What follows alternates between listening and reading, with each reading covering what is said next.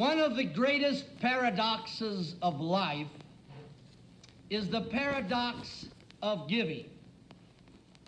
Because one of life's stringent rules reminds us that it is in the giving that we receive. What we give away, we keep. For it is in the giving that we receive, and what we try to keep to ourselves, we lose. For the keeping we cannot reproduce. And when we die, we are going to take with us only that which we have given away.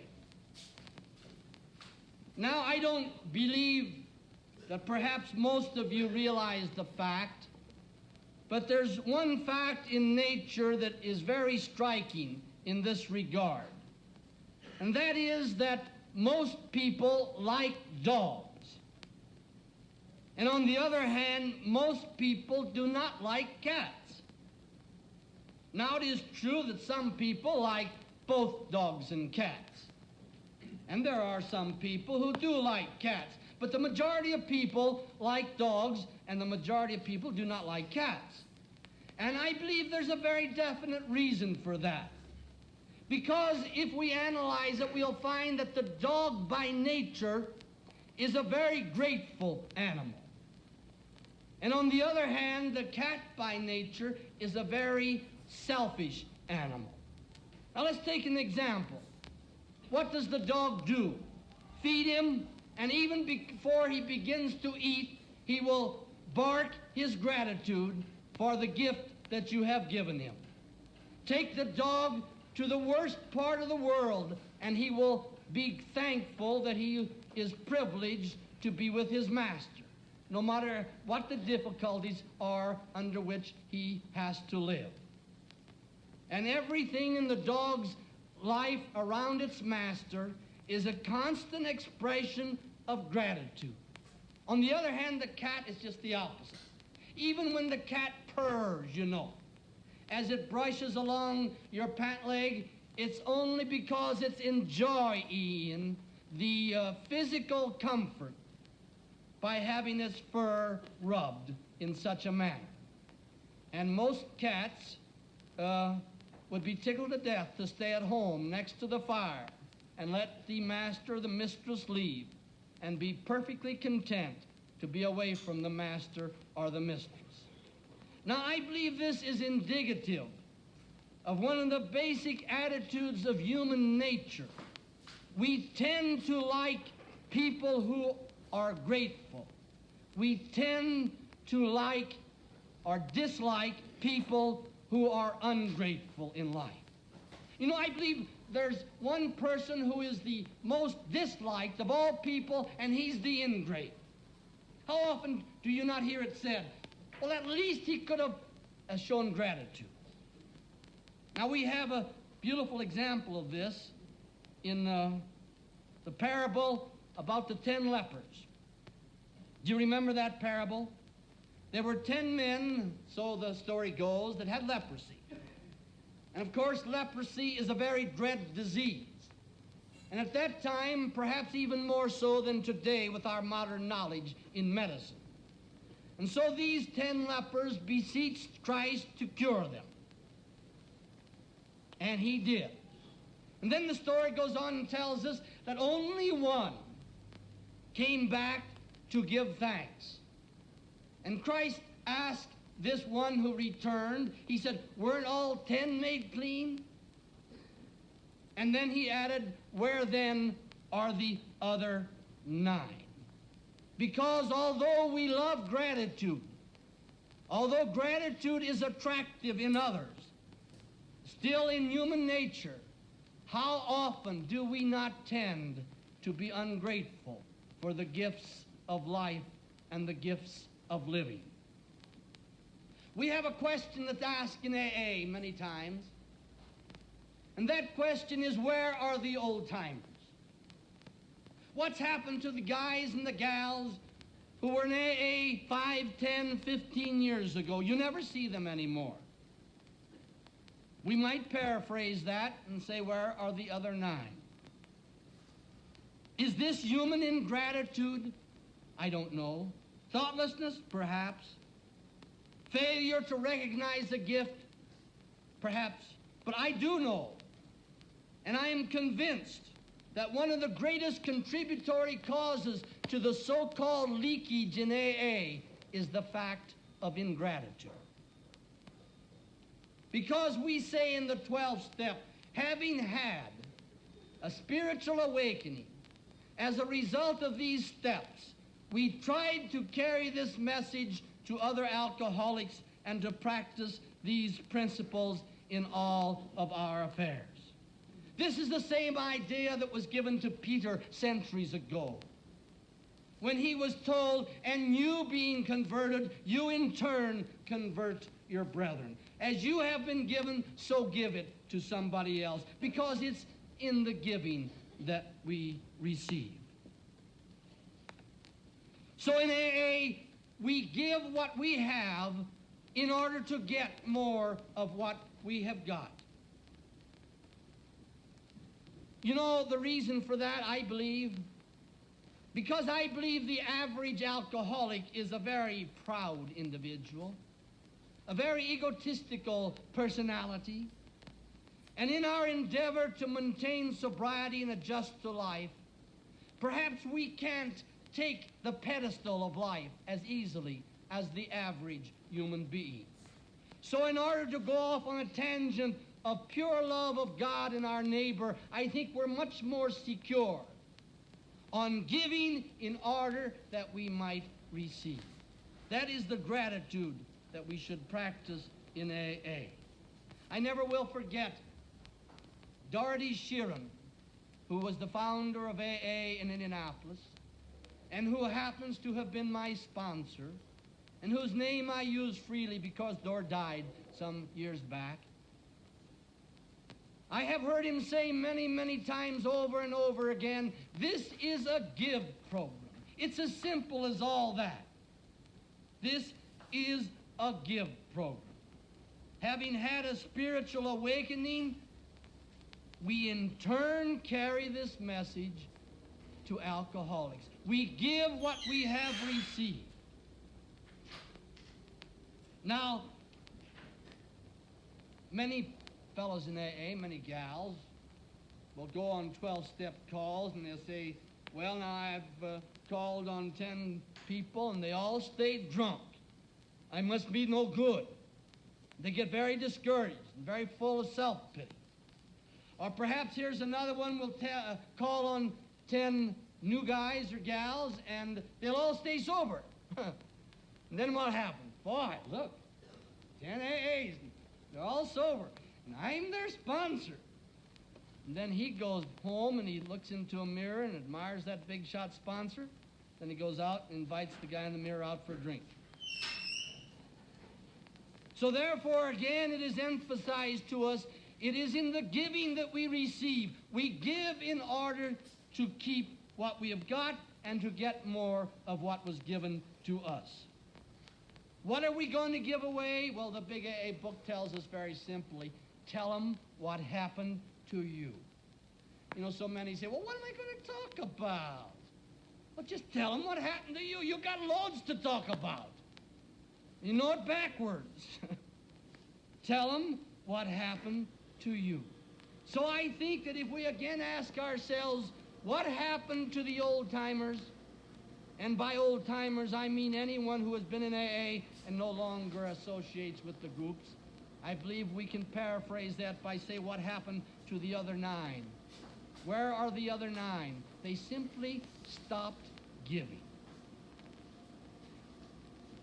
Now, what have we got actually to give away? Well, first of all, we can give our presence at meetings. And here so many times we go off on a tangent.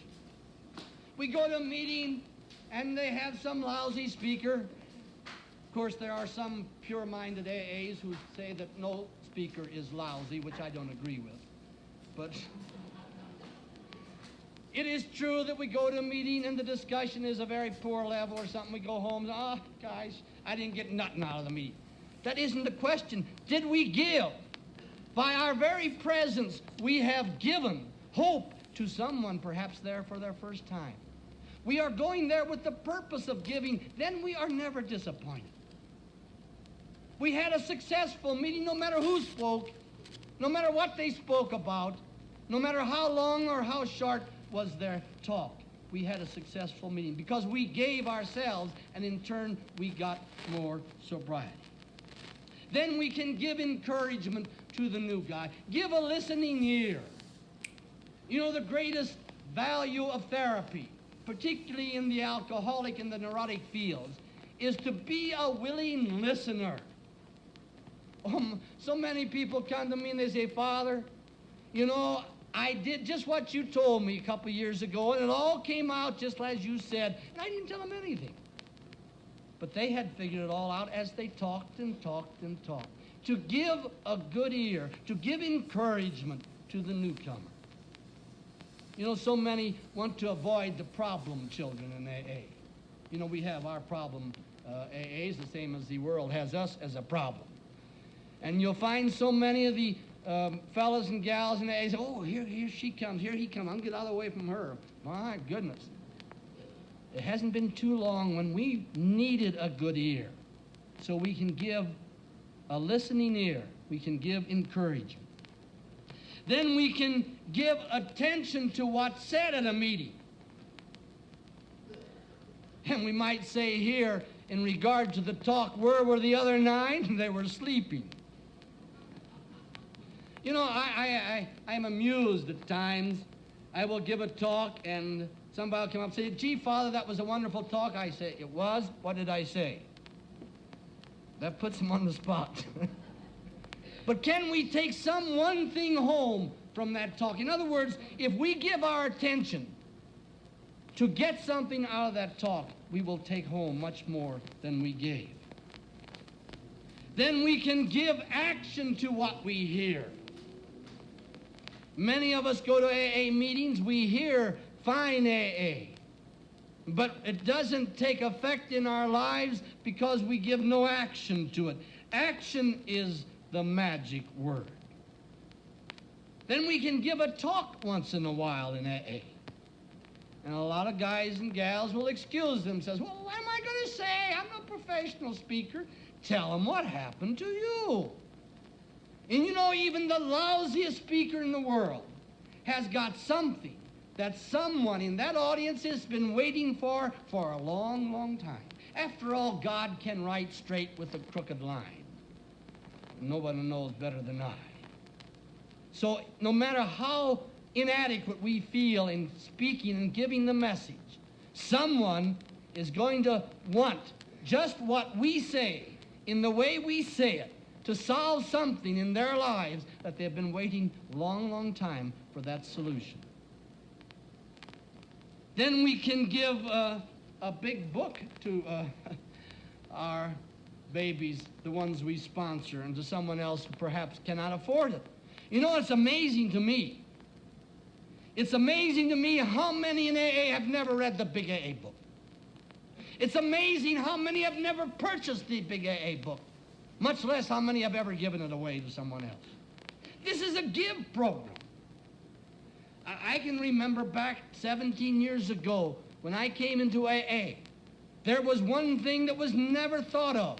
A new fellow to come to AA and someone not giving him the big AA book. Give. This is a give program. It's in the giving that we receive. Then we can share the material goods that God has blessed us with. We can give a buck or two to the meeting when the secretary or the treasurer asks for it. And you know, here's the enigma of AA to me. How tight an alcoholic becomes when they sober up in AA. Here you have the same individuals who thought nothing of going into the tavern or the bar room and putting a $20 bill on the bar and say, "Set them up! Buy them all a drink on me." And now they come to the group meeting. And the secretary or the treasurer, whoever it is, asks for a little help, and they yell to high heaven. No dues, no fees, what's the matter? And when they take the 2 bits out of their pocket, you can hear their elbows squeak. I I can feel with many a treasurer and many a secretary in the AA groups as they look in the collection basket after the meeting's over and they look in and say, only $1, where's the other 9? This is a give program.